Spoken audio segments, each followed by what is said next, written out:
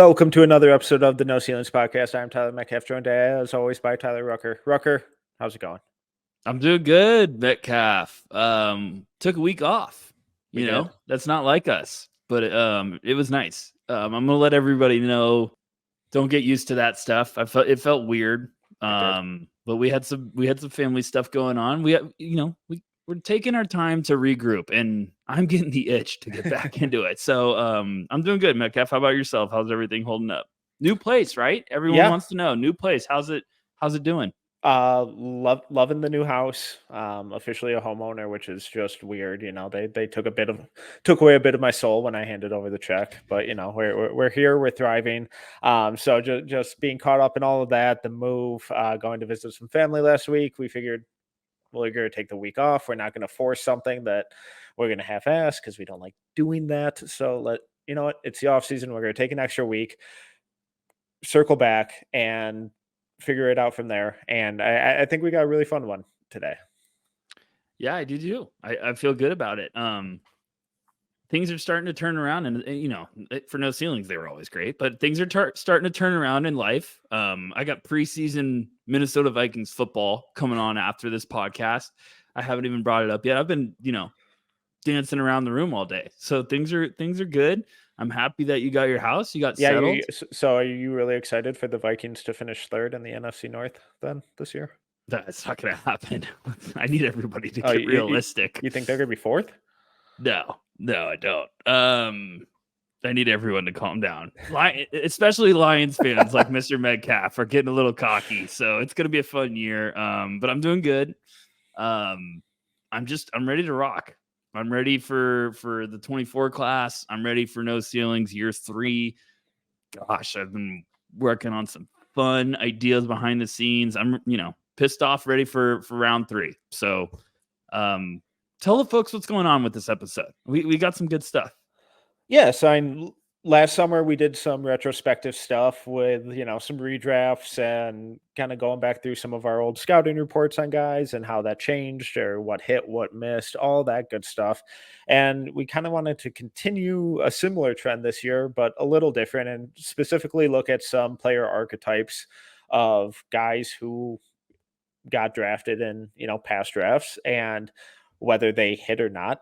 Looking at their college numbers, what type of player they were in college, type of player they ended up being in the pros, whether they worked out, whether they didn't, and what are the reasons for that, and then try and carry over some of those lessons to the 2024 class and look at some of the guys who may fall into that similar archetype and things that should be causes for concern or things to get excited about, and just kind of break down their game. So today we're going to look at combo guards, which is a really funky position and one I'm always a sucker for. I love a good combo guard and tend to frequently get in trouble with my rankings. But when we look back at these past drafts, we're only going back to 2016. That's kind of like right around when I first started really, really diving into like the scouting reports and breaking guys down, and looking at the NBA draft in a serious and like really analytical perspective. And also, as we move forward into today, we're going to touch on some guys from the last 3 years, but anyone drafted in 2020 or to more recent, we're not really going to dive in on and make a definitive statement on because, for me, I prefer at least 3 years of experience to really kind of make that call on a guy. Really proud of you for that last statement. It's just too early to have a verdict on these guys. I know some people would disagree, but there's a lot of guys that haven't, especially with the guard position. Yeah. I feel like it's way too early. There's just guards click at different times. I've written about this before at No Ceilings. Like, you go back and look at some of the greatest guards that have ever played the game. Now, I specifically wrote about point guards, but you go look at some of those guys, like every single one of them hit their stride at different times. Going back to Gary Payton, Steve Nash, Steph Curry, like dealt with those injuries early portion of his career. A lot of people forget about, and then finally just, okay, he became a psycho. But every single one of them, like it's an NBA history. I'm not making it up. You can go find it. Go look it up. It's google.com. Check it out. So I'm excited for this one. I think the idea of this, when you presented it to me, like, gave me a little bit of a headache at first, because I feel like there's always like combo guards, Yeah. point guards. Like, you could make up so many. Like, you could present 10 different ones. Like, we said that on the internet. We were like, let us know any other episodes or types you want us to talk about for all the listeners. And there's already people responding with different types that I was even expecting. And I was like, okay, so I'm excited. There's a lot of different ways we could go with this. It's fun to look back at the draft history. I think this is going to be a fun series. I feel like you were in your bag when you sent me this text, and I just kept saying, like, what do you mean? What do you mean? And I was like, okay, let me get on the same page as you, Metcalf. And finally I was like, okay, I got you. And then it's always really fun to go back and look at some of the draft history and some of the players and just be like, my goodness. And I will say one disclaimer before I shut up. Please don't get mad at us if we're like, oh, he's a combo guard, and then you're like, no, he's a point guard. Like, no, so work with us. that's a perfect transition, because I think the label of combo guard can be really subjective, in terms of, some people may view some of these guys as a little more of pure point guards, either in college or um, in the pros. And, some of these guys have kind of transitioned from combo guard to one of the others, and some have kind of transitioned from point guard or shooting guard into a combo guard. So when you think of, or when you hear the term combo guard, or think of the position or archetype of combo guards, what characteristics come to mind? I get pretty vanilla, if that even is a phrase that I can use. I'm very vanilla when it talks about, like, when we're putting him in categories like this, because I'm one of those evaluators. I want things simple first. I want to make it really, black and white, and then I want to get creative and get into analytics and get into the deep thinking and stuff. So when I'm saying combo guard, I'm like, he could play the one or two. I need him to go play either position. He can hold his own. And this is I love that you started this, because this series is going to get my brain in a pretzel. We're gonna get weird with this one.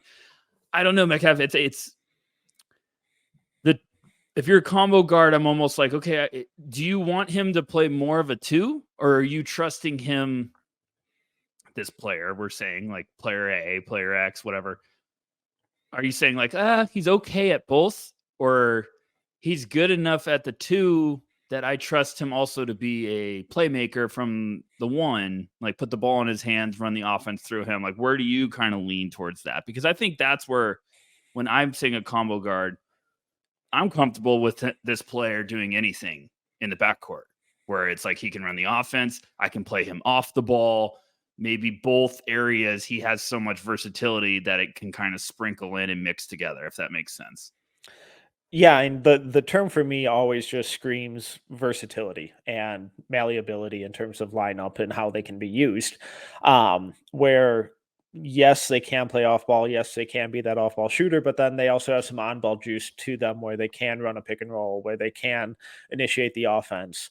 I think a lot of it too is, it's like, okay, well, he's kind of a shooting guard, but he's too small to be a shooting guard in the NBA.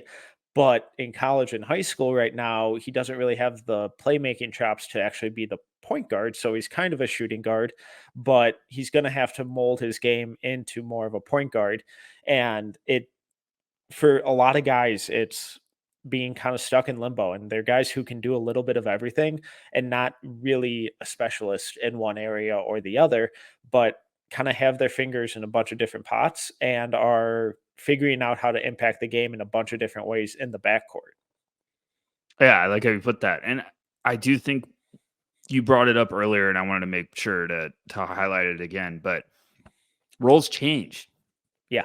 Like, the NBA, a lot of these guards are trying to figure out a way to survive early on. Like, even if you're a top pick, you're like, how can I have some immediate success in any area of the game? So that might require you to give up the ball sometimes and play off the ball as your catch and shoot guy. That might require you to focus on your abilities as a pick and roll creator, running the offense to create for your teammates. Not always you're jumping into the NBA. Not always, not often, ever are you jumping in as a point guard in the NBA and just being like, I can do everything. It takes time to figure out the secrets, if you want to put it that way, of each area to have success in the NBA, because the speed's faster, the game's quicker, there's a deeper playbook, you're having to make advanced reads, things are fast, things are rapid speeds, and you're also playing against veterans that are smarter than you right away because they've been in the league. They know how things work. So I think when you're that combo guard, sometimes it's almost a blessing now for the way the NBA's gone, for these young point guards to come in and be like, okay, sometimes I can have someone alongside me that can make life a little easier for me and take some of the load off. Back then it was kind of like, hey, you're drafted to be the floor general. Here you go. Run the offense, figure it out, like get everyone in place. Now I almost feel like it's kind of like a lifeline, if that makes sense. But am I crazy or what? I don't know. What about you? Yeah, no, I that really lines up with just kind of how I view this position. Let's dive into the past drafts, and we're going to start with 2016. And in this draft, there were three names that stood out to me. Also, the names that we're really going to be discussing. We're just looking at the first round guys. We're not going to dive into the second round or undrafted sleepers or anything like that. So in 2016, there were three names that really stood out to me. Chris Dunn, who was more of a traditional point guard in college, but has kind of morphed into that combo guard, shooting guard role in the NBA, who went 5th overall to Minnesota, Jamal Murray, who went 7th overall to Denver, and then Dejounte Murray, who went 29th overall to San Antonio. Let's start out with Chris Dunn, who spent 4 years in college playing at Providence. With that, his role in college was really more of that primary point guard, that primary initiator. And some of the numbers that I'm going to kind of run through with all of these guys are ones that I think really highlight what these guys' roles were in college and how they kind of transitioned to the pros and why things may have worked or may have not worked. So with Chris Dunn in college, he had a usage rate of 24.6, shot 35.5% from three on only 2.2 attempts across his 4 years, 1.76 assist to turnover ratio, 40.3 assist rate, 4.1 steal rate, 53.1 true shooting percentage. Going back to your evaluation of Chris Dunn coming out of Providence, where were you with him? Well, that was the draft. The funny thing is, like, this is when I was starting to really like take scouting serious, and these were also the years as a Celtics fan, they weren't good. So I was even more excited they were still rebuilding. So I was even more excited about the draft because I was like, not only am I pumped about the draft and prospects in general, but the Celtics are picking high. Like they picked third that year. So they had Jaylen Brown. They picked next year, they picked third again. So like I was getting obsessed with the draft at this point. Like I was like, okay, I'm really obsessed. And I love Jaylen Brown. Like I swear. Everyone could be like, you're crazy. Jaylen Brown's college film was bad. And I was like, yes, it was. I agree. I just thought potential. But focusing on Dunn, there was rumors the Celtics loved him. So I was like, oh gosh, now I have to really evaluate Chris Dunn. And tying it all together, the idea of drafting a point guard, and at that time he was running the show in college, like you're saying, of drafting that combo guard in your backcourt that has to unlock the outside shot to get success, that really struggles to shoot it, terrifying for me. It's like one of my biggest fears. If you do that, you have to be surrounded with shooters. So if you're drafting him to a team that does not have that, I always get terrified. So like, I loved Dunn as a prospect when it was like, oh, he's nasty defensively. He might be able to set the tone. Like he's going to play his butt off. But I was like, offensively, what am I getting from him if the shot never comes around? And we always said this before, Metcalf, like if you don't have that shot, you have to be excellent in other areas to kind of balance the seesaw. Rajon Rondo was a guy that didn't have a great shot coming out of college, but he was an unbelievable ball handler and playmaker and had great vision and played great defense. And I was like, you're checking a lot of boxes to level out that seesaw, like I'm saying. So I just had questions with Dunn where I was like, what does he bring in? Like, obviously he was a good defender, but what else did you have? I mean, where did you think? Where were you at with Chris Dunn? Providence finest. I never really saw the top 5, top 10 stuff with him because, like you said, I mean, he's an older point guard, which a lot of the times with point guards can be a really intriguing thing because they're a little more ready to go, a little more seasoned. But when you look at Chris Dunn, I mean, the things that he had to improve on were the big one was the outside shot and having a mediocre percentage of 35% over 4 years on very low volume at 2.2 attempts. Those aren't great indicators of someone who's either confident in their shot, willing to take shots, taking a tough variety of shots. And it's like there are a lot of signs here that that's really not going to develop into what it's going to need to be. Then you look at the playmaker. Then you, like you mentioned with Rondo, it's like, okay, well, is he going to be an elite playmaker? It's like 1.76 assist to turnover ratio. It's good, it's positive, but that's not like earth shattering. And for a 4-year guy, that should be a lot higher. Then you look at the high usage rate of just under 25, the assist rate of over 40%. It's like, okay, the offense is running through this guy constantly. He is the guy, he is the end all be all for this offense. And is he really going to be that in the pros? And if he's not, then what is he going to be? And it kind of turned out that since that shot didn't develop, the playmaking didn't really take a leap.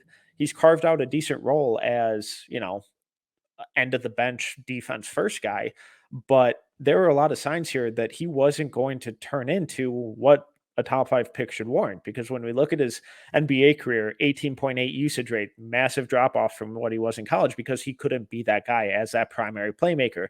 Assist rate dropped to 27%. Assist to turnover ratio got better, but the usage and the volume, all of that was down. So it's like, okay, does that really matter? The shooting got worse percentage wise and volume wise. The steal rate was still high at 3%, but then the true shooting fell below 50% as well. So it's like he's one of these guys where you look at it and that transition from being the guy and the end all be all to a versatile piece, that's a really hard move.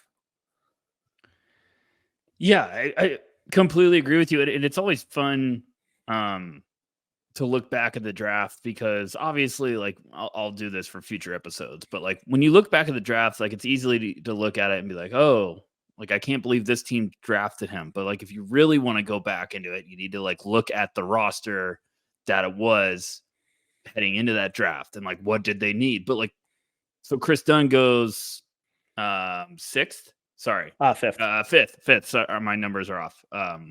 Shout out Google Sheets. So he goes 5th to Minnesota. The next guard we're going to talk about doesn't go until 7th. And then there's a run and we don't get a guard for about 5-6 picks.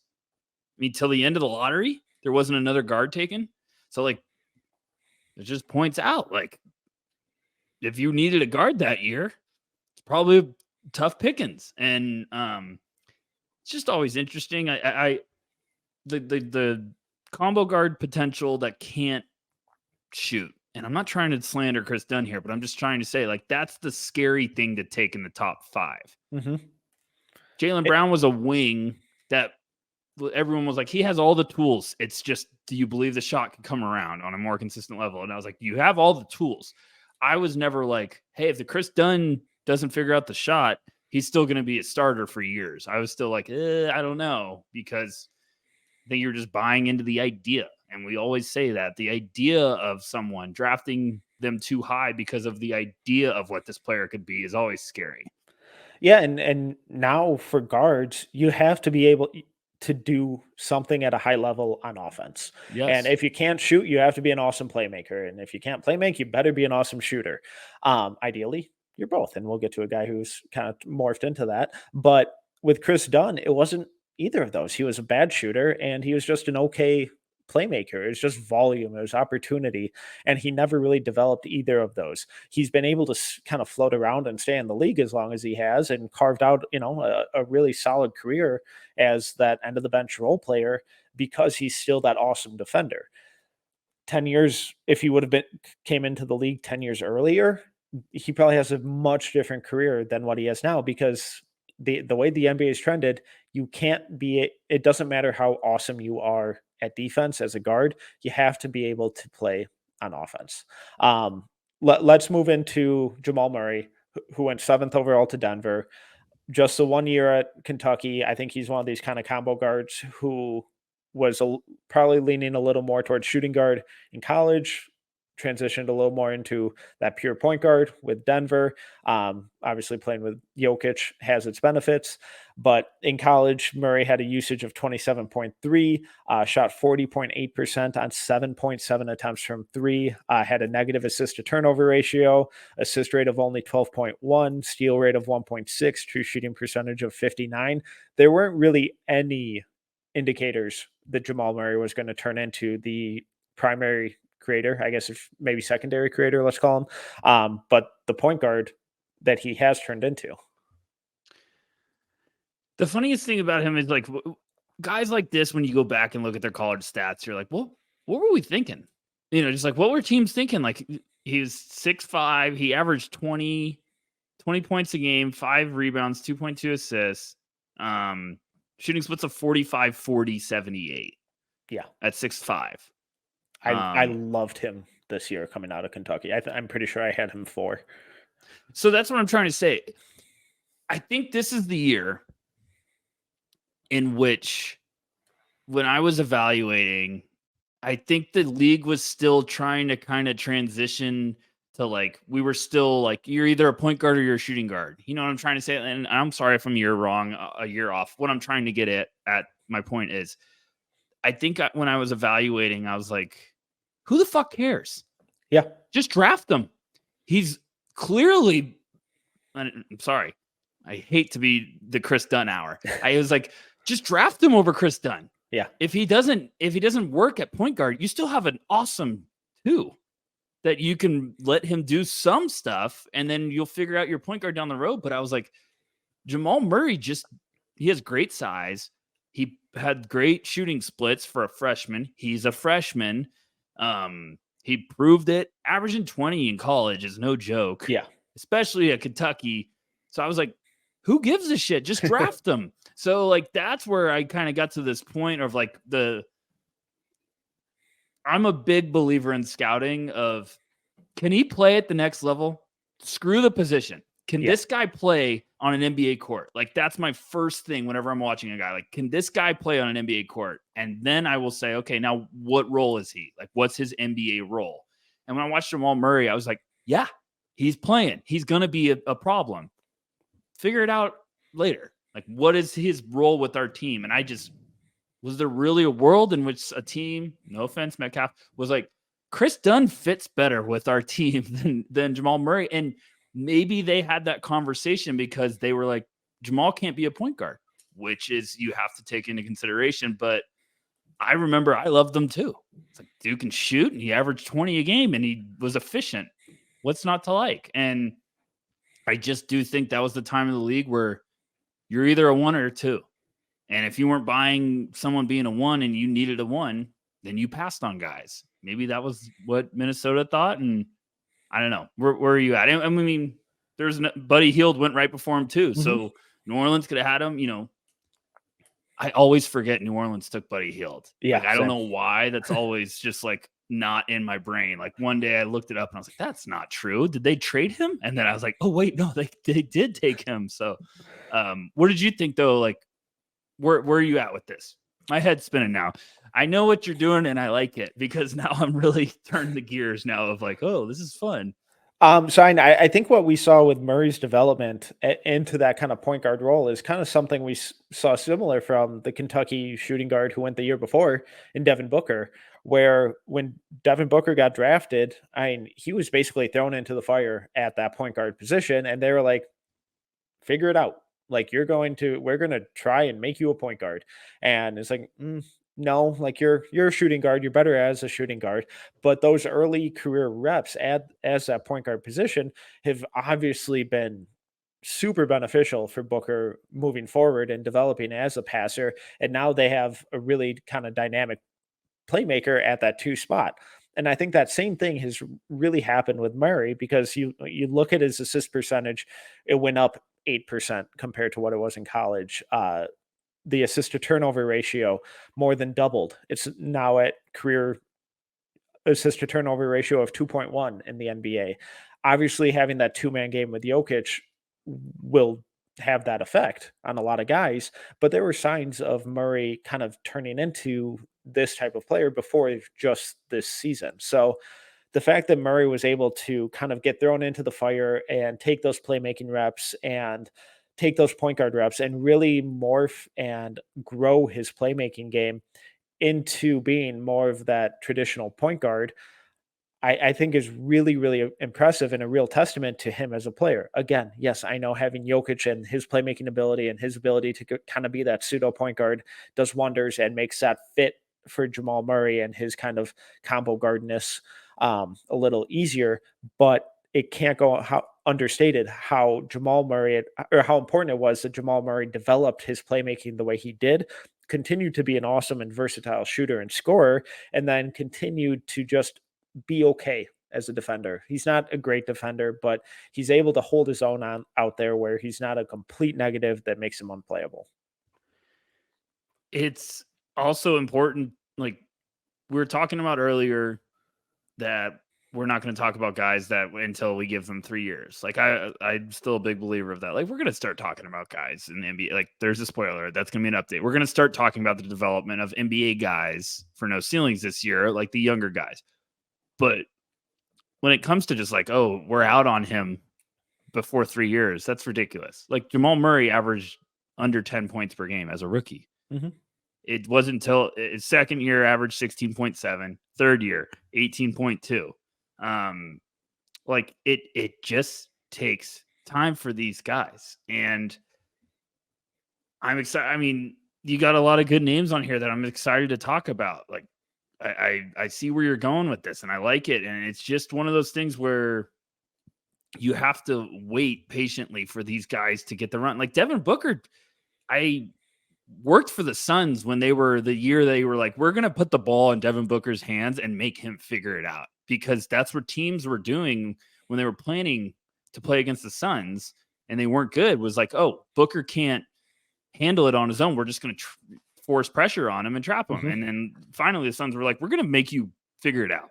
And he did that, and now he's the superstar. And I'm not saying it's just because of that, but it's like it took time. It was a big reason because it was a big reason. Yeah. That's how 98% of these guys get better is through repetitions and through live ball reps. It's hard. It's difficult. There's going to be a lot of hurdles that they have to overcome, but the ones that turn into these all NBA caliber players are the ones that overcome those hurdles and get better through it. So, let's move on to the last guy in 2016, Dejounte Murray, who I think was probably considered more of just a natural point guard up until this year. But then this year with the Hawks, he obviously had to mold his game a little bit more, play a little more off ball. But in college at Washington, just 1 year, usage rate of just under 26, bad shooter in college, whereas 29% from three, but on 3.5 attempts. So he's at least willing to shoot a little bit. 1.38 assist to turnover ratio, 25.6 assist rate, 2.8 steal rate, 48.5 true shooting percentage. None of those numbers necessarily suggest a guy who can run an NBA offense, who can be an NBA scorer, who can really be an NBA starter.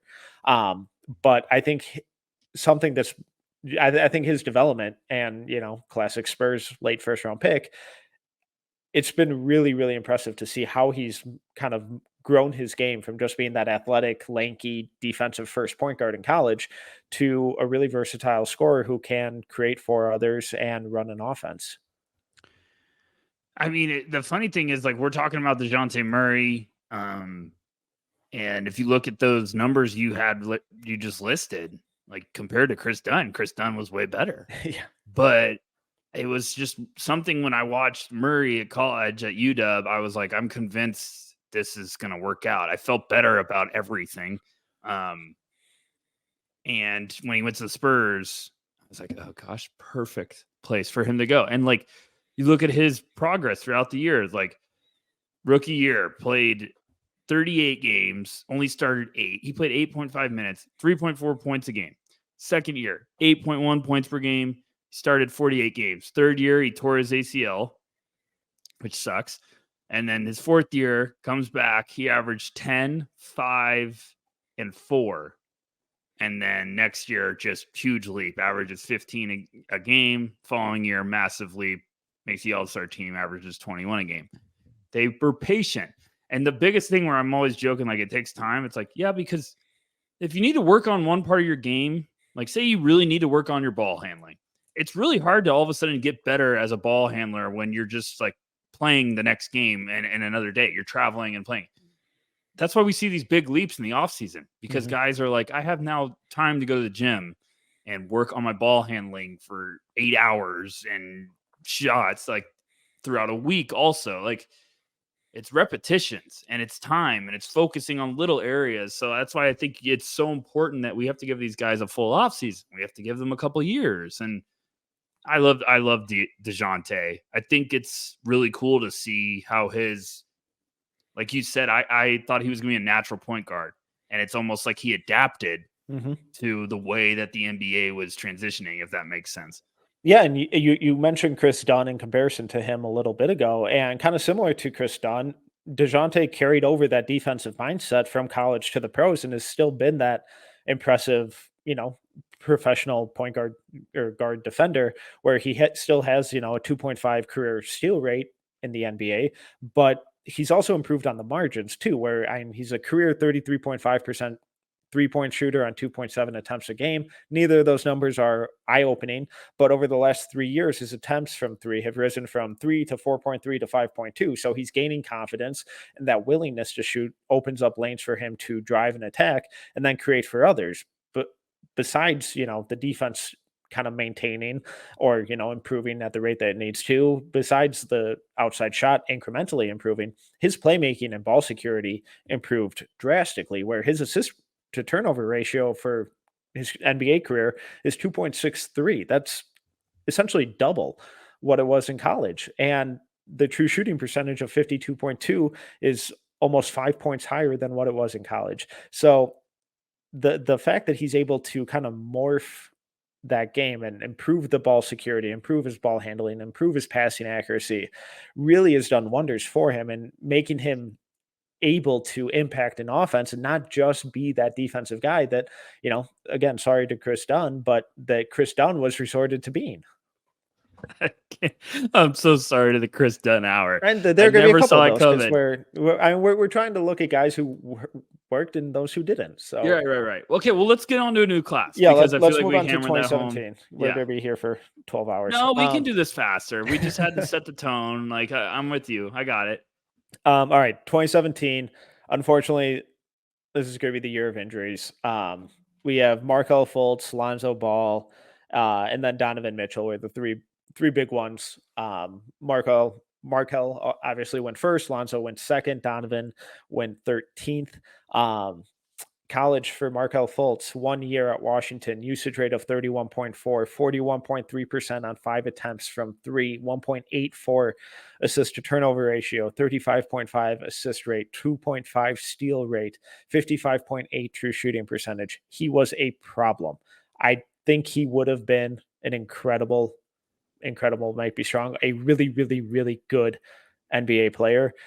But that shoulder injury, the tweaking of his shot mechanics really messed him up, and he still found a way to turn into a really solid point guard for the Magic. Needs to be a 30 for 30 on it. If you haven't ever watched his college film, like just go watch his game stuff. Don't even just watch highlights. Like go watch him in a game. He was a problem. Like he was the number 1 pick. I loved Tatum as a prospect. I think I had him at 2. I would have taken Fultz 100 times.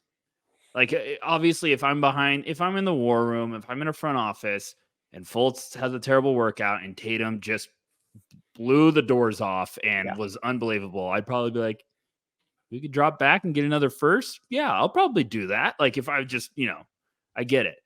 But Fultz at college was unbelievable. He averaged 23 a game with 5.7 rebounds, 5.9 assists, 1.6 steals, 1.2 blocks, shooting splits of 47, 41, 64. He could shoot from outside. He was just a versatile weapon in college. I absolutely loved. It's some of my favorite film because he was just shifty with power and explosiveness and bounce and could stop on a dime and throw floaters, could hit you with step backs. He just was awesome. I thought he was going to be the next superstar floor general. But then we look at his NBA career, and he improved in a lot of areas where assist to turnover ratio jumped to 2.5. That's really solid for a player like him. Assist rate is still over 30. The steal rate is still 2.3. The true shooting percentage jumped to 52. And all of that is while he shot 28% on barely 1.5 attempts per game. It was the shot. It was the injury and the shot with him. You can't convince me otherwise. I mean, he averaged 14, 4, and 5 with 1.5 steals last year. He was really good last year. 60 games and 29 minutes. Yeah. Any other player has that. That is a freak of nature injury. I don't know if we'll ever see something like that again. Maybe we will. But I'm just saying when it comes to like, oh gosh, he can't shoot. It's sort of been like the same vibes of the Ben Simmons stuff of like, what's going on? And it's just, I paused because I was like, sorry, Sixers fans, I'm really hammering that. But I was just like, it was the worst thing ever because I thought he was going to be one of the next faces of like the NBA. And he was so exciting to watch. And now it's like he's turning into this player that's like, Fultz is still really damn good. And it's so awesome, like how his path, like it sucks, but it's awesome how he's grinded back. He's now like, he's going to play. If he ever leaves Orlando, I think someone's going to get him and it's going to be a robbery because he's going to play a great role for them.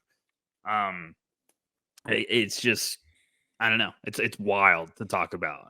Like I've been fascinated with like down the road hearing every little tidbit about that situation that's going on. But I remember I went and saw them play the Suns this year and I was like, gosh, he can still do some stuff on the court. Like he's still and like his first 3-point attempt, I almost fell out of my chair, but like he hit one later. He was making plays. He was impacting the game. I think he had a dunk in transition. I was like, Fultz can still play. It's just freakish. Yeah, and now another kind of freakish injury thing with the guy who went second, Lonzo Ball, who had one of the most electrifying college careers in the last decade at UCLA. Surprisingly low usage rate of just 18.1, but over 41% on 5.5 attempts from 3.04 assist to turnover ratio, 31 assist rate, 2.8 steal rate, 67.3 true shooting percentage. We saw a lot of that kind of translating with the shooting carrying over to the NBA. He wasn't the lights out shooter that he was at UCLA, but 36.5% on 6.5 attempts from 3. And then we really saw the playmaking start taking that jump the year that he got hurt. And now it just doesn't seem like he's going to be able to get healthy. Okay, so let me tie this into draft strategy because I know we're just focusing now too much on like the draft history, and that's probably my fault. So like archetypes. Talk to me, Metcalf. Like was Lonzo, when you have a player that you're questioning the shot. Were you questioning his shot? Not as much as everyone. I thought it was funky, but he was hitting it. Yeah, that's where I was. Where it's like it kind of looks gross, but it goes in a lot, and he shoots it a lot. So those are two good things. People are going to overreact when they hear this, but whatever. That's what we do in the summer. I don't give a shit if it looks weird. No, that's my thing with Tyrese Haliburton. Yes, thank you. Stole the words right out of my mouth. Tyrese Halliburton, everyone's like, well, he's got this weird catapult shot. And I was like, he's also an analytics darling, and he's putting up historical numbers, and he's very efficient. I will go to war for any prospect that is efficient. If you can do something at a high level and you're efficient, I'm all in. I love you. But it's if you have the weird mechanics, a low percentage, wild shot selection, oh yeah, I'll look the other way in a hurry. Yeah. And I just watched Lonzo. My first game watching him, like I was dialed in. I watched him at home or at UCLA. I watched him take on Arizona, and I was like, my goodness, this kid can play. Like I was just like, this is fun, and he's just took over. And then I think Alfred was the coach at the end, ran a play at the final seconds for his son to get the game-winning shot. So that was really fun. Bear down. But what I'm trying to get at with you is, do you ever get to a point where you're like, oh, he's a stud in all these other areas, but the shot is scary, that you're like, oh, I got to drop him on my board? Or are you just like, he does so many other things at a high level, I still want him. And even if the shot doesn't come around, he's still a stud playmaker. He's going to run the show. We put shooters around him. He's going to be fine no matter what. You know what I'm trying to get at? Like, yeah. And is that a scary area for you personally? Now, yes. Before it was like, oh, well, as long as he's an awesome defender, you know, a little too on brand for me. But it's like, oh, he's an awesome defender.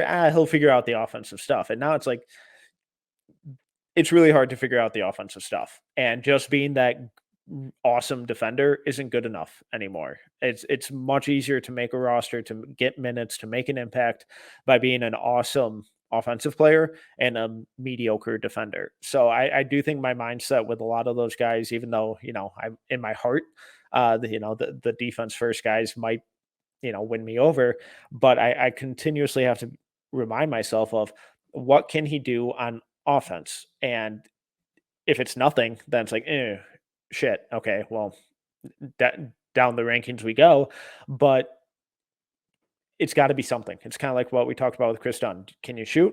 No. Well, then you better be able to play make like crazy.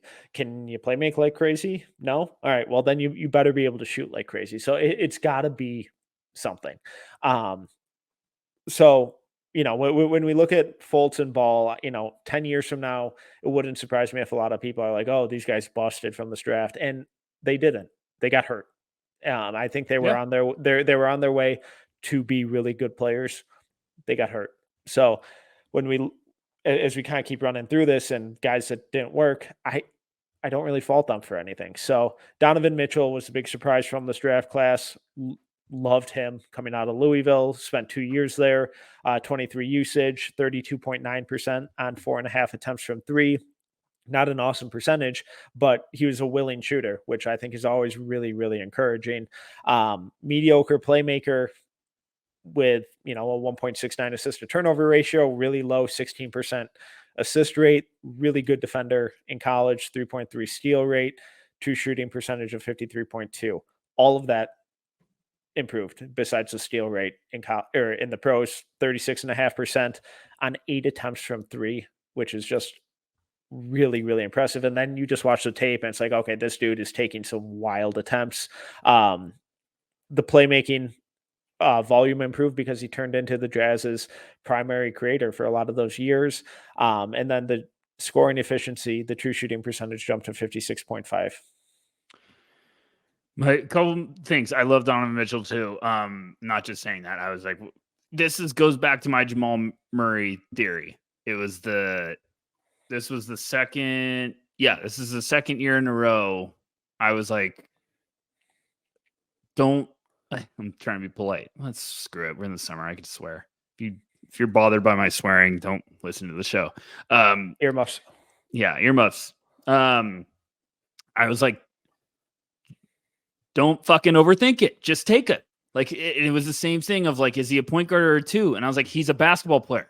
He's going to figure it out. And I am a huge believer. One of my other favorite things when I'm scouting is the leap in 1 year.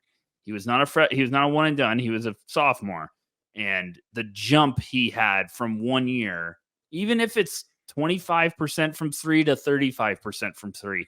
10% is a humongous number. Yeah. Especially with he took 2.3 attempts as a freshman. He took 6.6 as a sophomore from three. Free throws, 75 to 80. Field goal percentage, obviously, it went from 44 to 40, but that's because double the minutes almost and double the field goal attempts. So I'm fine there. But like every other area, he went from 0.8 steals to 2.1. Just checking boxes of like, he's worked on his game. He's gotten more minutes. He's shown the development, and he's still young. And I think when you're checking a ton of boxes and like, even if you shot 35%, I'm buying the shot when it comes to form and stuff. I don't know how you feel, Metcalf, but I don't think the idea of like, oh, he's not an elite playmaker scares me that much as a college prospect. I think almost you can get to the next level and understand I can't just be the guy right away. Mm-hmm. So I got to trust my teammates. They're obviously the vets. Obviously, it's different if you're a prospect and there's a clear desire that you're ignoring reads to chuck up shots. But I don't think I ever get worried about like, oh, he's got to work on his playmaking. Unless it's like I said, unless you're a ball hawk. But if you're like, yeah, you just have to understand and take some time, but you have the rest of the areas figured out. I was just a big fan of Donovan Mitchell. I was like, yeah, he can play. This is an easy one. Why are we going to overthink this because of his size or whatever? 100% agree. I was heartbroken when the Pistons took Luke Kennard the pick before. Yeah. All right, let's move on to 2018. And the only name that really stood out to me on here was Colin Sexton. Luka Doncic, I think, is more of a point forward. Trae Young, pure point guard. SGA was the other one I kind of debated, but I think he's always kind of been that point guard.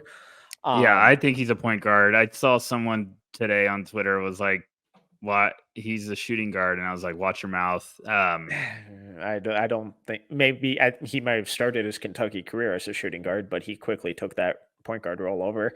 That was another one that I even messed up. I was like, he can play. Who cares? Like he can play in the backcourt. Figure it out. But I think he's a point guard.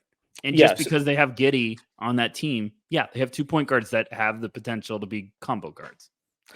Yeah, so let's talk about Colin Sexton, who freak athlete in college, really good athlete in the NBA. Only 1 year in college, usage rate of 33.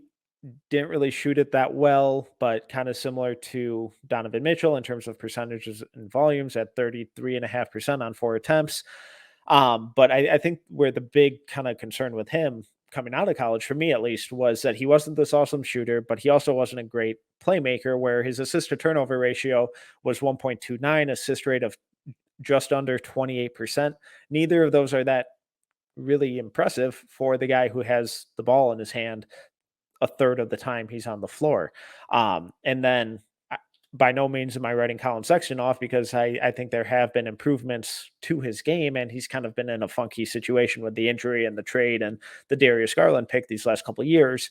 But where I think his career really hasn't hit like some people were hoping it would is because that playmaking hasn't taken that kind of requisite leap for him to be that primary creator, or, point guard, quote unquote point guard, because his assist to turnover ratio in the pros has just been 1.33. Assist rate is just 17.3. But on the flip side of that, he has kind of morphed into a little more of that shooting guard role, where the outside jumper has become more efficient, where it's jumped to 38% on 3.7 attempts. Yeah, he's a weird one. You have to wonder if he was in a draft 4 years ago, like we're saying, like if he's in if he's in the Jamal Murray draft, where the league was still kind of like looking for natural point guards, does he go even earlier just because of the idea, like him or Chris Dunn? I probably would have leaned towards Colin Sexton if it was like him or Chris Dunn and as prospects, just because of Sexton would have had the age, blah blah blah. But I was a big fan of his. That was a guy I got the late. I feel like I got the late steam of like I can't stop loving you, and I just kept like, I'm intrigued. And then he played hard, and then he had the game where he went like 5-on-3 or whatever he played. Or no, didn't he? What was it? Was it Yeah, one? it's against Minnesota. It's 3-on-5. So I loved them then, and then I just felt like that was gonna. That's the scary thing with guards and combo guards, especially, is like you draft a point guard thinking he'll unlock other areas, and then it doesn't happen. So then you kind of got to figure out like, well, can you become a combo guard and stick around? And I think that's what you're saying is like now that outside shot has started to really develop. Yeah, and so far, out of these guys that we've talked about, he's been the one where he's trended more towards that shooting guard role than where Donovan Mitchell, Jamal Murray, Dejounte Murray kind of transitioned more towards that point guard first role because they saw improvements in their kind of on ball creation, their pull up game, their playmaking. And Colin Sexton has improved as a shooter, and he has, which has been super important for him. And it's that combined with his athleticism and ability to pressure the rim has been a big reason why he's still, getting minutes and still playing. I promise I'm not trying to write this guy off. That's coming off worse than I mean it to. But he's one of these rare combo guards where he has developed the shot and transitioned a little more into that shooting guard role. All right, let's transition into 2019, where we had Jarrett Culver go 6 overall. I think he qualifies for the kind of combo guard designation, just given how much point guard Does he? kind of primary. And I thought he ran a lot of that offense at Texas Tech. Yeah, I guess. I don't. I always thought he would be best as being more of a point guard in the NBA. I was drinking. You're crazy. No, I swear to God. I thought they just. I loved him. I thought he needed to just be the point forward, like small forward. Yeah, I had like Sean Livingston-esque aspirations for him. But the other name, Kobe White at 7, who went to Chicago, another guy I absolutely loved. And then Nickeil Alexander-Walker, who went 17th. We can just start with Culver real briefly, just because. Let's rapid fire these. Just because you obviously don't agree with this designation, which is fine. But 2 years at Texas Tech, go ahead. High usage rate, mid range was really good, but awesome defender. The outside shot never came along. The fit and kind of environment in Minnesota was not great for him. Yeah. So a lot of things that went into it, but what were kind of some of the things that stood out to you with Culver pre-draft and then throughout his career? That one hurts because I really did like him. I feel like that was the one guy I was like, this could work, but it's just another dangerous area where you're like, the shot has to click for a player of his size and everything. I was just like, I thought whoever drafted him needed to give him free reign to like really figure it out. Just didn't work out. I never stopped believing, still do, still believe somehow. I don't know. Yeah, and you want to go to Kobe White? I mean, that's it. It hurt. Okay, it hurts a lot. I think Culver was one of those guys where he really needed to be empowered to do what he did well, and instead he was basically put in the corner and tried to be used as a spot up shooter and a floor spacer. And it's like that was never his game and was probably never going to be his game. So I think that was a case of situation not playing out ideally. And it was also a case of the Timberwolves trading up to 6, trying to get Darius Garland when he went the pick before. So, just really good front office stuff there. Just quick thoughts. It's funny how that draft ended up because I felt the best about the first 5 guys of like, they're going to figure it out at the next level. And then when it got to that, I felt like there was a drop after that. And tier wise, if you want to put it that way, I feel like that drop was, you're starting to convince yourself, talk yourself into the next guys, where it was like Garland, Kobe White, Jackson Hayes, Rui, we were all talking ourselves into them. And then like Cam Reddish, like it's just funny how that draft turned out. So go ahead. Sorry. Next guy, Kobe White. Yeah, let's move into Kobe White. Obviously, one and done at UNC. Almost 27 usage rate. Kind of a high energy, dynamic scorer, inside outside, really good athlete. I think the big knock on him in college was not a whole lot of playmaking to his game, and that really carried over to the NBA as well. And I don't, kind of unlike Mitchell and Murray and Booker, like we've talked about previously, I don't think Kobe White was ever really put in those situations to grow those aspects of his game, and has really kind of been shoehorned into just being a shooting guard. And may, there are probably a lot of reasons for that, because the coaching staff didn't think he had that in his game or whatever. So I'm not trying to denigrate them. I'm just providing context. But kind of similar to Garland, Kobe White is steadily finding his groove as more of that shooting guard role. Yeah, it was just kind of funny because that team, Cam Johnson was like their only shooting threat. Mm-hmm. They had Luke May, Nasir Little, Leaky Black was a freshman, which seems like how did that work out? So like I just remember watching those games and I was like, I think he will thrive with more shooting around him. I liked where he went in the draft that year. I was like, yeah, that's fair. I Like, really wanted him at 6 to Minnesota. Yeah, I thought they were Kobe gonna. White. I don't know. Another player where I maybe just goes different place. It works out different. You never really know. I don't know, but I still think he's turning into.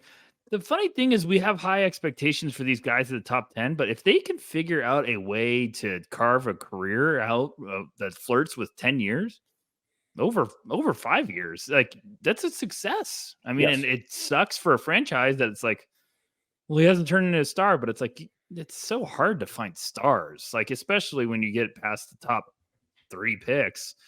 If you find one, it's just like, whew.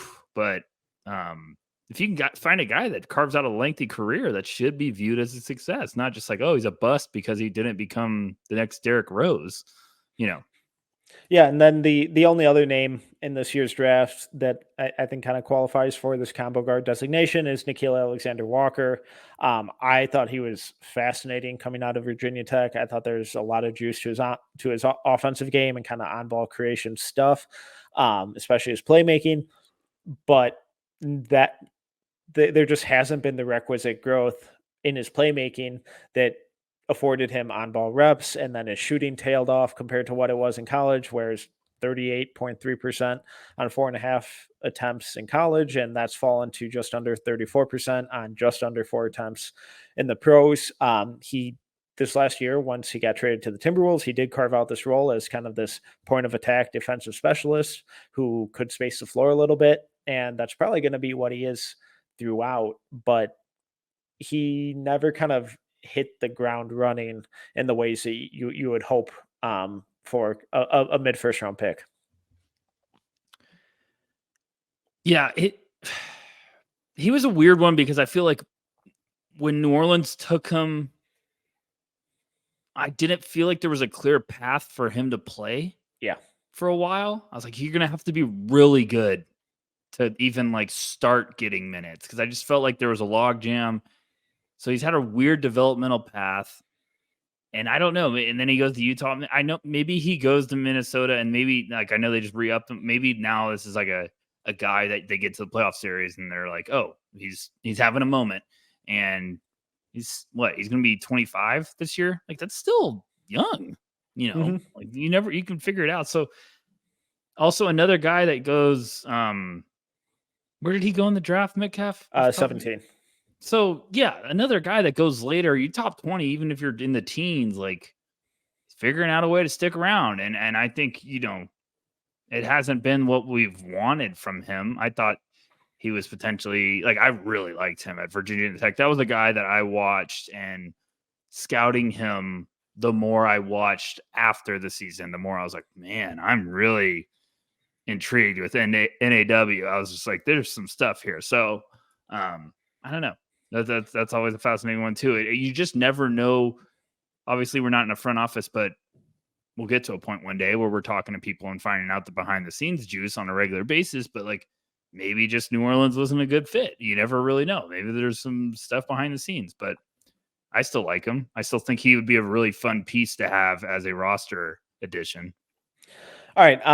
That kind of wraps up the guys that I think we have a really good idea. I think some of these too early to calls, starting in 2020. Obviously, some of these names we have a better sense of who or what type of player they are, and what they're going to be than others. But I have that 3-year cutoff.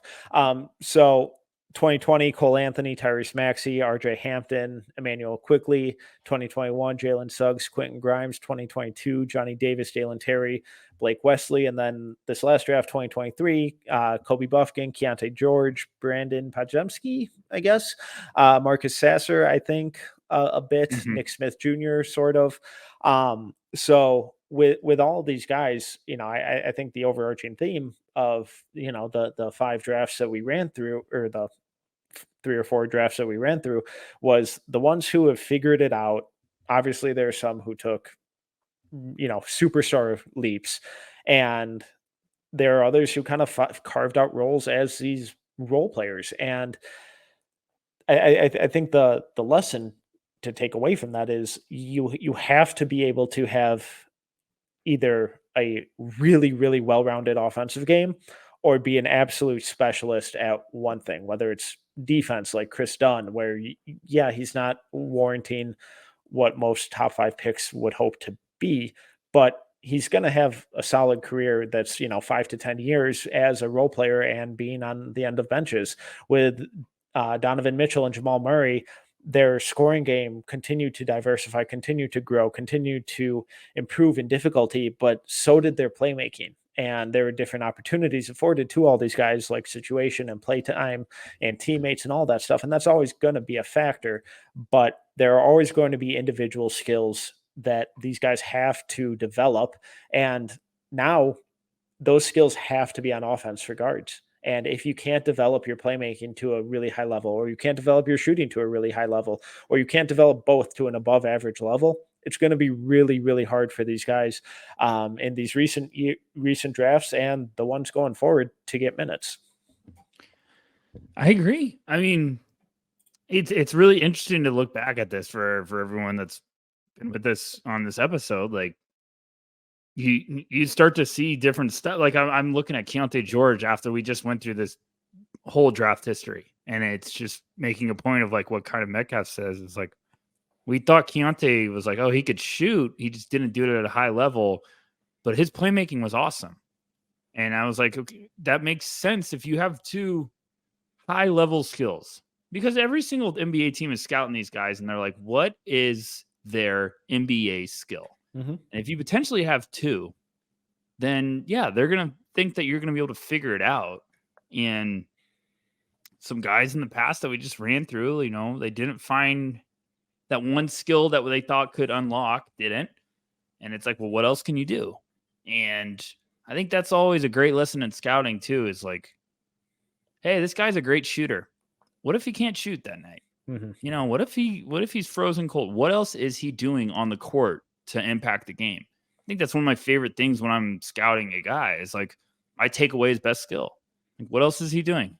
And that's also why I've said to people before, like, I love to watch their terrible games. I love to watch the off nights. Off night's my favorite thing, because you find out a lot about a player. If they're 3 for 15 from the field, did they still impact the game any other ways? If they did, and I feel like, hey, he had a great game, and I look at the box score and I went, he went 3 for 15?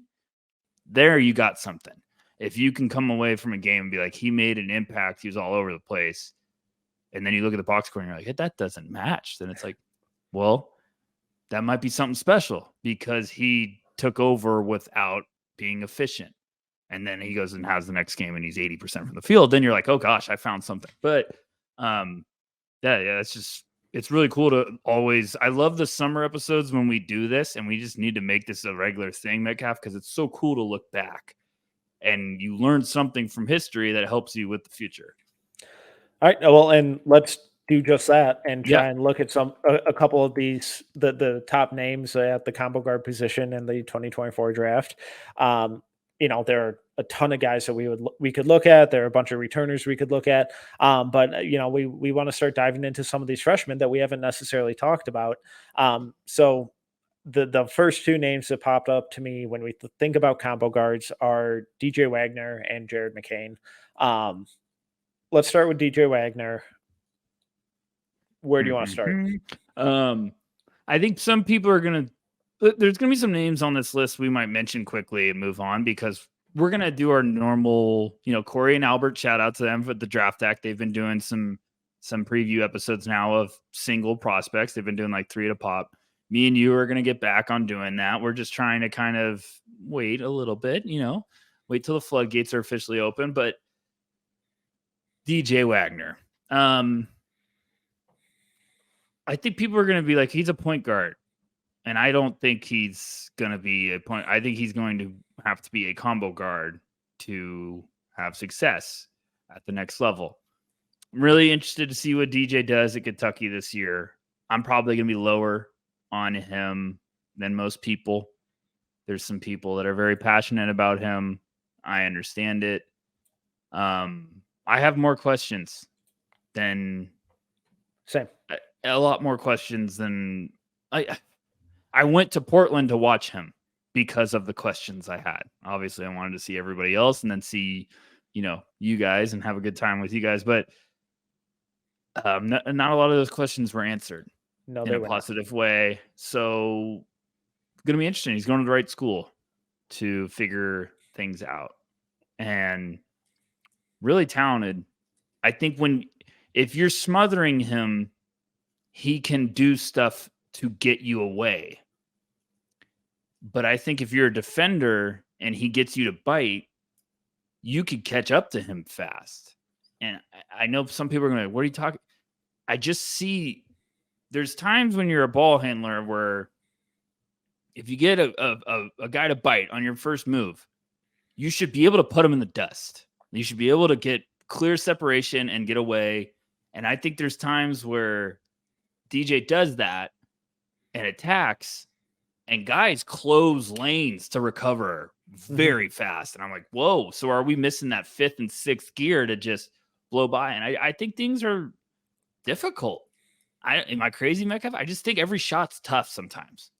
Like some shots look great. It's like a layup coming off the left, and he's shooting a lefty layup off the top of the backboard. And I'm like, that was tough. That didn't look easy. I mean, some people think that looks easy. That was a tough layup. So I don't know. Tell me I'm crazy. Yeah. All right. So just low context. DJ Wagner, ESPN's 4th rated overall recruit, listed at 6'2", 175. They have him as a point guard. I think he's more of a shooting combo guard. You're trying so hard to be nice. I'm so painful. Trying so hard. I've tried so no. Okay. So hard. I don't see it. No, there it is. I don't see it. And I've spent more time on him than any player because I haven't seen it forever. And I've talked to the whole No Ceilings crew. I said, someone tell me, what am I not seeing? I have not seen it. There's my rant. I'm sorry. Screw you, Metcalf. You got the evilness out of it. And I'm rooting to be wrong, but I don't see it. And it's nothing against DJ. It's nothing. I don't see a top 3 pick. That's where I'm trying to say. If I got DJ Wagner at 10, that'd probably be a fun little gamble, especially in this class. I don't see a top 3 pick right now. Okay, let's talk about the good with him because there's some fun stuff. Yes. The on-ball creation, some of like his ball handling, his shot creation, his ability to get to the rim in really different ways is really, really, really, really impressive for a guy his size and his age. And then when he's cooking and that, the interior stuff is falling, he looks fucking incredible. Oh, yes. If you go on Synergy and pull up some of his games where he has 20 plus points, you're going to see him making just absolutely ridiculous shots that you're like, this dude is the best guard to come out of high school in the last 5 years. But it's super inefficient. And like you said, everything is tough with him. And that first step, I think, is really good. but his ability to maintain that advantage isn't impressive. I think he really struggles putting guys in jail and keeping them on his hip. I think he gets really sped up when he attacks the rim. He doesn't have a ton of patience. He's got really good craft with his footwork and balance and kind of going side to side and Euro steps and absorbing contact and finishing with reverses. At Camden in high school, he shot 64% at the rim. That's a really good number. Because he does have a lot of craft and some really interesting shot creation stuff in the paint and at the rim. But it's really easy for guys to kind of get back rim side of him or really make those shots difficult because he rushes his approach. Is that something that can be ironed out and improved on with experience, coaching, reps, all that stuff? Probably. My bigger concern with him is I think the outside jumper is way off. I think that is so far from being an actual tool. 21% from three, 25% shooting off the catch, 18% pulling up. That's not good. And, a lot of that is shot selection, but a lot of it is that he's just not a good shooter right now. It's the in-between game that drives me a little crazy. And the shot inconsistency is also in the back of my head the whole time I'm watching this. It's a guy that he can get, like you said, he struggles to put people in jail. I love how you phrased that, because I said to you guys in Portland, I said, he's really good at getting you to bite. And then I think he has no idea what to do next. He sees a sliver of space and he's like, now what? A puppy dog chasing like a rabbit or something. And it's like, oh my God, let's go. If he figures that out, oh gosh, he would be awesome. Yes. It's you know what it is? It's like comparing Chris Paul's so good at this because he gets you on his hip and then he just toys with you until you bite and make that little decision. And then he's like, all right, mid-range, pull up. Like he knows where he wants to go once he has you in jail. That's the thing with DJ that I think Calipari is going to hammer with him in the film room, and he can figure it out. He's like, you want to be a great guard, you have to figure this part of your game out. And there's a world in which that can happen this year. But I also I'm not overly impressed with his finishing, with just the athleticism. I think, and I'm not trying to dog him. I'm just saying there's a lot of questions with his game that could easily get answered this year at Kentucky. And I will be so pumped about it. It's just the shot needs to be more consistent. He's got to figure out that in-between game, because when he's on the perimeter, he looks confident. When it's coming to the step back, side steps. Yeah, but it doesn't go in. But it doesn't go in all the time. So there has to be a level of efficiency unlocking. And I just, from seeing him in person all week at practice, this wasn't one day. This is all week. I was hammering on watching DJ and the big guys because I was like, who's going to be number one? I was like, who's going to look at – I wanted to figure out who was the guy in the gym. Like, who was the guy that just clearly looked like an alpha? And in practices, I thought there was a lot of different guys, but none of them were DJ. Scrimmages, he looked better. So it's going to be fascinating to see. So let's stay on the offensive end. Yeah. And when we talked about these guys in past drafts where they really had to improve as a scorer, shooter, or playmaker, I have real big concerns about DJ's playmaking or lack thereof. The games that I watch where he does rack up a couple assists, everything's like in the first quarter or the first half, and he's doing it early, but it doesn't sustain, and he gets a ton of tunnel vision. He misses those opposite corner kickouts a lot. He doesn't really run a two-man game. If he has the ball, he's looking to score. And, for a lot of guys, that's fine, but not with his efficiency. And when you look at his playmaking at his size, are you thinking it's like, okay, this is going to be a guy who's going to have to be that shooting guard role, or because there isn't that playmaking for him to be that point guard? Or have you seen flashes where it's like, okay, there's more here to build on if he really focuses on it? It's just going to have to be buying in. I think the tunnel vision's real.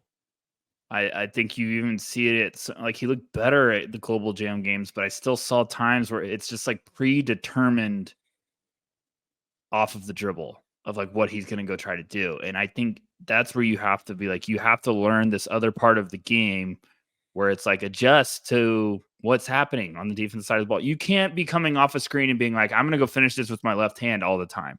You have to adjust because if a guy comes over and slides over, you might have to finish with it up under on the right side. Like, especially a point guard, things are going to get fast. So you cannot predetermine stuff. But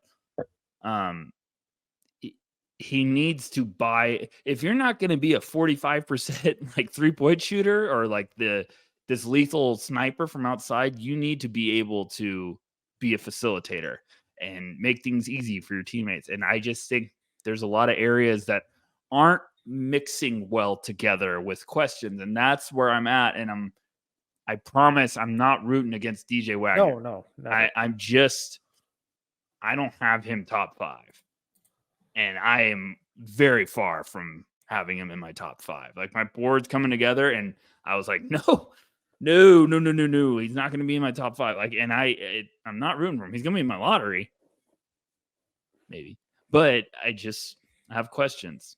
And he's got to play with poise. Go ahead. No, just when we look at improvement areas and how he can improve his game and, really emerge as one of these top 5 guys, I think that playmaking one is the big thing because he always looks sped up on offense, where he's like you said, he's predetermined what he wants to do. He's really good at collapsing the defense. He's really good at getting into the paint and getting to the rim, but he doesn't recognize or consistently enough recognize what those help defenders are doing and where they're coming from and the teammates of his that they're leaving and the spaces that they're vacating, because there are opportunities for the rest of the team to finish there that are way higher efficiency than him trying to finish some through contact, off balance, offhand flip shot over 4 defenders. Let's talk about the defense real quick. I actually really liked what I saw from him as an on-ball defender. I thought he competes his ass off. I really like his footwork. He gets down low in his stance, moves his feet. I actually really liked him as a non-ball defender. Really liked might be strong. I was pleasantly surprised and liked his on-ball defense for the most part. The off-ball stuff was pretty brutal. Yeah, on-ball, there's some stuff I'll buy into. Off-ball, I'm right there with you. So I don't want to keep ripping on DJ. So who else do you want to talk about? We're making it lengthy now. Yeah, see, now fine. I'm fired up because we're actually talking about 24, and I have a lot of thoughts about 24. Yeah, well, as you just cut the conversation short, so it's fine. No, I'm just saying I don't want to keep ripping on DJ. Like, no, I think we qualified it with if he does improve in a couple of these areas, he's going to look like a monster at Kentucky, where there's going to be a really dynamic scoring and playmaking arsenal and repertoire to his game that I think he can unlock. It's just, is he going to put in the work and the study time to do it? And it's going to be a lot of work, but it's going to be a really good environment for him to do that. And if he does it, God, it's going to pay dividends. The problem is if is the scariest word we could say. It is. And he's also a high ifs schooler. Pile up. We're like, well, not all of those ifs are going to turn to yeses. So I don't know. I just have questions. Okay, let's talk about the other guy who I think really stood out when we think about this term, combo guard. Jared McCain, headed to Duke, ESPN's 10th overall recruit, listed at 6'3", 195. What are your Jared McCain thoughts? Love him. Preseason lottery for me. I'm shocked. I'm shocked there's not more boards consensus. We love the consensus. I'm shocked I haven't seen more with McCain higher. I feel like he's not getting enough buzz. I think he's got size. I think he plays like a 8-year vet. I think he's under control. He's got poise. I'm buying the versatility. Like this whole exercise we just did about draft history, McCain has the versatility and the size that I think he's going to be very, very intriguing. So I love him. I really think watching those, and I'm not trying for everyone listening. It's not like we're like, oh, the Hoop Summit week was the most important thing ever. It's just the last time we saw him in person. Yeah. And we're going to have different evaluations. We're going off of what we saw. Now I've spent a ton of time watching high school film in the off season, which everyone knows how I feel about that. But I've made a very serious effort this year to get like crazy about it. McCain just can play. That would be another guy that I'd be like, can he play? Yep. All right. We'll figure it out. Like, he can play. That is an NBA level guy. And I don't know if you're in the same world with me as that, but what do you think? I'm having a lot of mixed feelings with him right now. Oh, this is what the fans turn into, Metcalf. Good. Here. Vent to me. So, Talk to me. if listeners go back to our Hoop Summit episode that we did and the piece that I wrote, I loved McCain coming out of that week. I thought he looked incredible. I thought he was arguably the best passer there. I thought the shot looked really good. Then I kind of started going back and watching some of this high school stuff, and I'm a little less enthused. Wow, I love this. Okay. Why? Welcome to therapy, Metcalf. I want to buy the shot so bad. You're not buying it? When he misses so bad. Yeah, but so did I. Yeah, and look at where you are. You're stuck here with me. I'm on the no ceilings team. Are you kidding me? I hit gold. And No. I think a lot of it could be, a youth strength issue type thing where he's just not strong enough to get up that many attempts from that range that often, all that kind of stuff. Because I think the mechanics look really good, but sometimes he'll miss off the left side, he'll miss off the right side, he'll miss long, he'll miss way short, he'll barely hit the rim on some, but then it goes in. It's like, oh fuck, that was pretty. And then you look at the percentages and they're promising. 36% from three overall, 47% on pull-up twos, 47% from three, or 40% overall, I believe. Shooting off the catch compared to 28% pulling up. So it might be more of a pull-up mechanic and strength issue thing. So I just have more questions after going back and reviewing, some of the high school film. Really good playmaker. Love the passing. I think he could be one of these guys where he kind of transitions a little more into that point guard role out of this combo guard designation and instead of the pure shooting guard role. But I cannot wait to see him at Duke. My hot take is I think over worrying about high school shooting is something we all need to calm down about. Now, there's a level of it where I agree with it. Like, if you're buying the form in high school, I think that's more important than like Buzelis. I think it was like mid 40s from three in high school. And it's like, okay, I'm not ready to say he's JJ Redick from downtown just because he had a good senior year from outside. I'm buying and I'm not trying to slander Buzelis there, but I'm buying McCain from what I saw in person. I think just because in high school you might have erratic shots doesn't tell the whole story. If you're buying the agreed. form, yeah, and what we saw in person, they looked good to me. I've watched some of those scrimmages they've had. Obviously, preseason, I'm trying to find any content I can when it comes to this because I'm just dying for new games. College hoops to be back, 88 days. Who's counting? And everything looks good. I think he's just going to be this composed player that just knows how to play multiple levels, and the shot eventually is going to come along with all of that. And then you're going to have this multi-level scoring guard that plays at his speed, not the defense's speed. It doesn't get sped up. So I'm just buying it. So am I, for what it's worth. I'm just after going through the high school stuff, there were just a couple questions more that came up than what I previously had. And, I think that's pretty natural when you get more of a sample size. But when you talk about scoring at every level, I am a little pretty concerned about the at rim stuff. 43% at the rim, high school, not great. When you do this, because now I have to go back and watch it all again so that I can yell at you over text. It's annoying when you do this. He's not super explosive and he kind of struggles to finish through contact. But were you good through contact in high school? No, again, that's why I'm here with you. I'm just saying, like they're high school, they're teenagers. I'm just sorry.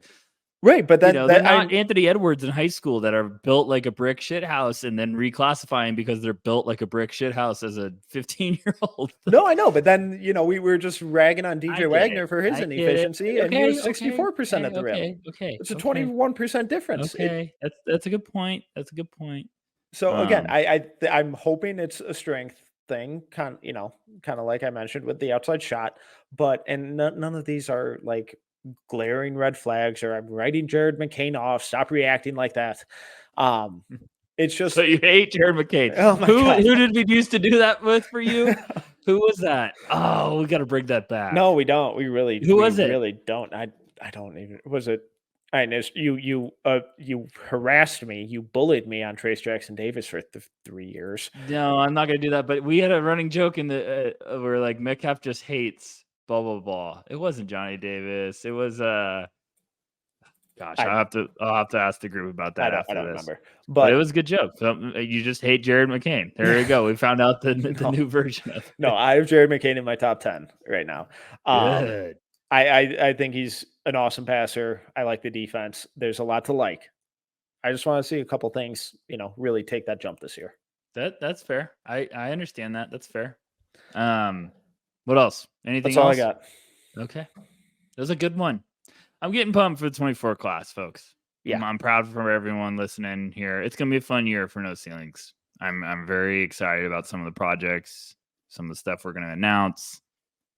Got a couple team meetings we need to have first before we let the beast out of the cage. And I'm sure those are not going to be short, but I miss the crew. So we got to start getting back into it.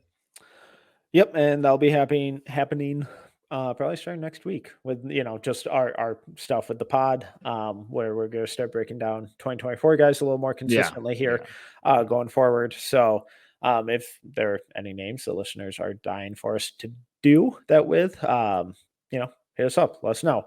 Shout out to Corey and Albert, who have the last couple of weeks been doing that and knocking off some really big names and having some really good episodes. So please make sure to go check those out.